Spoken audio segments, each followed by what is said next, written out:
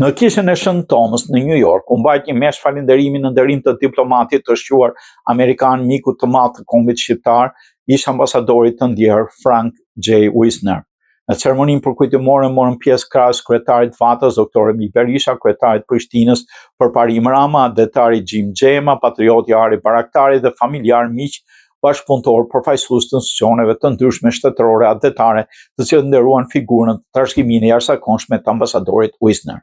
Në ceremoni solemne u theksua roli i pasaventësueshëm që diplomati Wisner pati në mbështetjen e çështjes shqiptare dhe në procesin e shtetformimit të Kosovës.